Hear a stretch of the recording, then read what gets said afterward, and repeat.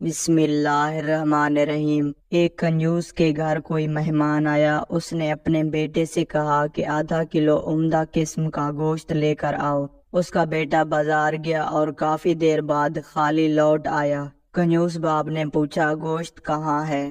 بیٹا بولا، ابا جان، میں نے کسائی کو کہا کہ جو سب سے عمدہ گوشت آپ کے پاس ہے وہ آدھا کلو دے دو۔ کسائی نے جواب دیا، بے فکر رہو، میں تمہیں ایسا گوشت دوں گا کہ جیسے مکھن ہو۔ میں نے سوچا اگر ایسا ہی ہے تو مکھن ہی لے لیتا ہوں۔ میں نے کسائی سے گوشت نہیں لیا اور سیدھا مکھن والے کے پاس گیا اور اس سے کہا کہ تمہارے پاس جو سب سے عمدہ مکھن ہے وہ دے دو۔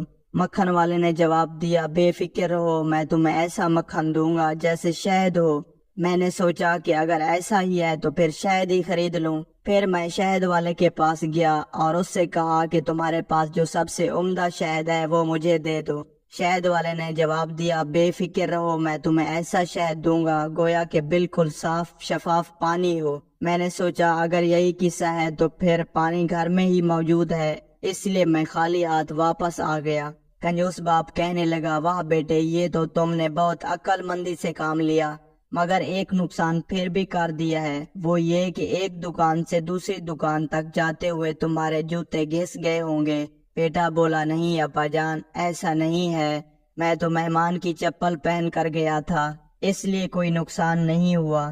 بیچارہ مہمان جو بڑی دیر سے کھانے کے انتظار میں بیٹھا ہوا تھا فوراً اٹھا اور اپنی منزل کو روانہ ہو گیا کہ کہیں دوسرے وقت کے کھانے کے انتظار کے لیے مزید تکلیف نہ برداشت کرنا پڑے۔